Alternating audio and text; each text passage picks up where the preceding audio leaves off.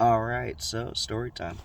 All right, so yesterday, I went ahead and diagnosed this guy's BMW. And, he comes up with this sob story of how his uncle bought the car and, now he has it and he doesn't know why it doesn't work and something happened. Well, long story short, I go out to this car and it's a BMW, and some other locksmith said that he couldn't make keys to it, which is kind of odd because it's old. In terms of BMW systems, anyway, it's considered old now. Car looked good condition, but first thing I did when I got to the car is I smacked the hazard light switch, and I noticed that the hazard lights didn't work on his dash cluster. So that's kind of a warning right there. See, hazard light switches in CAN bus systems are what's usually referred to as a high priority signal. And what that means is that if you have a module like a cluster that doesn't react to the fact that the hazard lights, are actually on, then it usually means that either the module you're looking at, in this instance, the cluster, isn't working, like in a major way, or it can mean that the CAN bus is dirty, and stopping the signal from being interpreted from the different modules it goes into.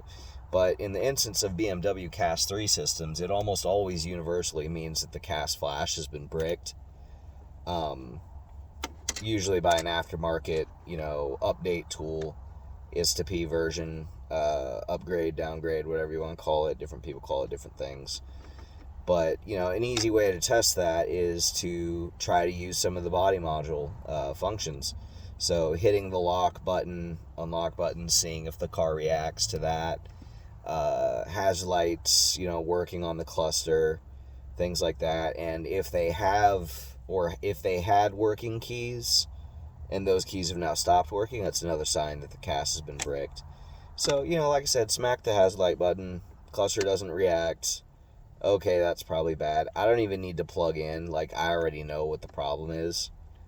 Which is weird because, the car is at a competitor's shop in their parking lot, and it just kind of makes me roll my eyes a little bit because they don't even know how to fix it. And it's just weird because, some of these... this same competitor talks shit about me, and it's yeah, I'm the one going to your fucking shop to fix a car you don't know how to fix and make keys for. But, point of the matter is, I had pity on this guy. I actually felt bad for him, because, he just bought the car, and he doesn't understand, what a creak he's up, the car's over 10 years old. BMW might not work on it at all because of that, and I've seen this type of IMO repair go anywhere from $800 to $2,000, to fix. And for me, it's not that big of a deal. I'm charging the dude an extra $100 to fix his car in the process of making the keys. The keys are already almost $300. I'm only charging him an extra $100 to fix his computer in the process, thus saving him a minimum of $400. But I should have charged what it was worth, which is $1,000, because then maybe he actually would have respected my work and what I was doing for him. But instead, now he's convinced he's going to go to BMW, and I just know already two things are going to happen. Number one, he's going to call me in 2 days after BMW has a look at it, probably tomorrow, and they're going to send him a bill for anywhere from $800 to $2,000 as a fix, if they're feeling honest. But BMW, I've seen them do this over and over, where what they're going to do is they're going to pull the car in, they're going to order keys, there goes $400. And then when those keys come in, they're not going to be able to be activated to the car, and that's when they're actually going to do a diagnostic on the car. And then they're going to see, oh, wow, this computer's fried. Now, I happen to know from seeing situations like this play out in the past with customer cars that BMW can actually tell the time and date in which a module was bricked. I don't know how they do it, but I've heard that several times from them. So, the irony is he's going to spend like $325 or $400 for the keys. Then they're going to do an hour of labor diagnostic to find out why those keys don't work, because BMW can't ever understand why their keys might not work when they show up, from the factory or whatever. Then they're going to hit him for a couple $100 for the CAS module. And if they're honest about the work, they're just going to do the CAS, align it to the DME, and then order him some keys. If the CAS shows up without keys, it depends on how they order it. And then, if they're not feeling nice, they're also going to make him replace his DME, and that's either going to trigger more programming for the EGS, the transmission module, or, if not that, he's going to have to wait longer for a predetermined set from BMW, and I'm not really sure if they're going to do that anymore with it being the age that it is. It depends on how well they're feeling and how nice he is, but considering he's already set 2 appointments with me and then canceled them again with me, and set a time the first day and then immediately shopped around after I took his computer to start working on it later that night, like that's just kind of nutty to me.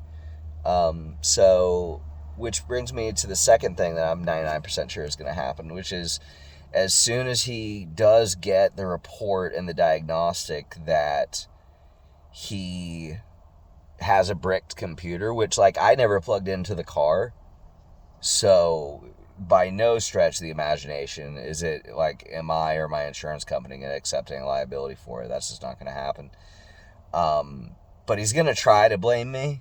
I know he is, because that's how customers that do this type of crap, that's how they behave, and he's desperate. I can feel it in, like, how he talks, so, like, I know he's gonna do it, and he's gonna try to be like, you need to pay for this computer or whatever, and I'm gonna refuse. He's probably gonna make threats, and I'm gonna be like, come at me, bro, like, go ahead and get that diagnostic report from the dealer, like, and I'm photographing and timestamping, like, proof that I never actually hooked up to this computer with a scan tool. That's going to have to be cross-referenced between the timestamp from the diagnostics and when I arrived to the car. Like, I have every confidence that, they're able to tell what time and date that happened.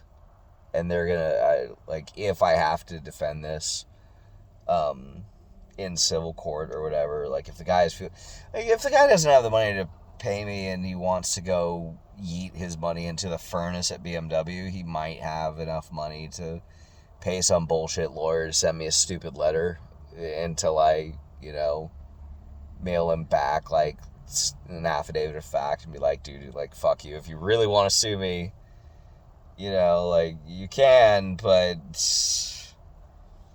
I'm gonna counter. That's going to be stupid, but it just goes to show you that, like, you truly do get the customers that you charge for.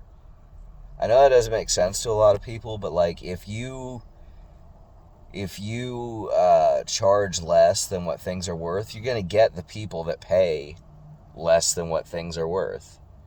And those tend to be a little bit more unreasonable people. And, like I said, I feel bad for the guy, because, like, he doesn't even understand, like, the whirlwind of BS that's about to fall in his lap. And because he's already been like, oh, so please this, please that, me, it's like, never mind the fact that I've shown up for you, begun work upon the premise of getting paid to fix and superhero your job, but now you're asking me to change my schedule for a third time and deliver this computer back to you. Like, I'm sorry, but, as far as I'm concerned, I've already worked for you for over half an hour for free, shown up for you for free, so, like, the last thing I'm going to do now is inconvenience myself again on his behalf, again for free. And, like, these are some of the little things that, especially when you do specialty work, in the trade. Like, a lot of locksmiths and trade workers don't talk about like the cancellations and the aggravation that comes from trying to do good customer service while also maintaining healthy boundaries. I think a lot of like trade workers on YouTube would do better if they would talk more about like the real things that we deal with. Because like when you do it for years, certain behavior that like a customer can do can really like, I don't really like the word triggered, but it's almost like that. Like it mirrors other situations so closely that like, if you ever wonder why you say something to a trade worker and they immediately like get a little aggravated with you, it's because you're doing something that's making them either suspicious that you're about to turn into a nightmare customer or that you're trying to set them up for something. Like, I'll give you another example. So what was the one? Yeah, so I go to this car the other day. It was like a 16 Fusion, I think. Yeah, 16 Fusion. They had a key, and it looks like they ran it over with a lawnmower or something. The key was badly damaged. It didn't work at all. The guy said it was working, but I looked at it, and like it just wasn't really repairable quickly. So, you know, this particular key, like there's several different frequencies that it goes on. So the difference between being able to quickly test the original and make a spare versus make one from nothing is a little bit more of a nuisance, but same deal. I felt bad for him and I was giving him a hookup price. Well, you know, it comes time to check the paperwork, and none of the paperwork is here. I have pictures of it. Okay, it's kind of a little bit of a stretch.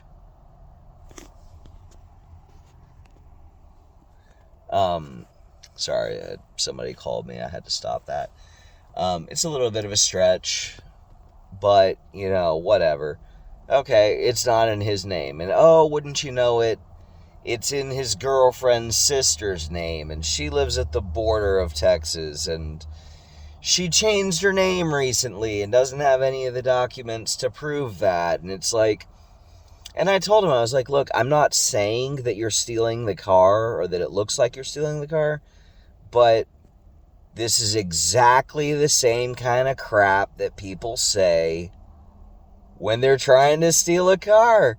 Like, it's my buddy's girlfriend's dog's mom's, you know, yoga instructor's car, and they're in India, and, you know, they're unavailable, and, you know, we just, and it's just every fucking thing you try to get, you know, to verify ownership is a big, long story, and it's always a fucking coincidence. It's always, you know, the world's gonna end if you don't save the cheerleader. The world's gonna end if, you know, we don't get a key to this car with no paperwork.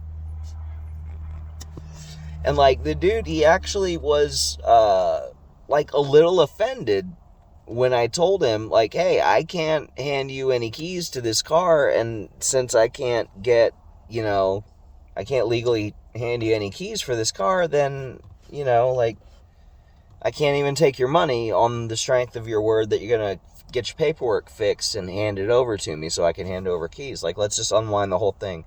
So now that means that I showed up and started doing work and diagnostics for this guy for free because he didn't have his ducks in a row for calling me.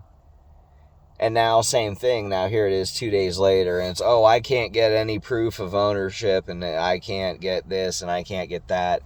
So go ahead and, you know, show up and do extra work for me, again, for free, because I'm not going to be able to hire you. So, you know, anyway, and it's just irritating, you know, because as a trade worker, like, I don't get my time or my gas back out of that, and since the guy's not getting what he wants, there's no point in asking him to pay for showing up and starting to do diagnostics while he checked his paperwork. Like, he knew his paperwork was fucked up when he called. You know what I mean? Or at least he should have known. And it's just a little bit irritating. Stuff like that is really irritating. Or like, you know, you set an appointment with somebody, they cancel it 2-3 times, and then they're mad at you because they're like, I've been trying to get this done. It's like, bro, you're mad. I keep putting you on my schedule and losing working hours because you can't make up your fucking mind. Anyway, but that's all I have about it. It's just kind of funny. You know, things like this that we put up with, a lot of people don't talk about. But I hope you guys are having a good day. Don't try to fight those ICE agents or anything. Have a good one. Bye.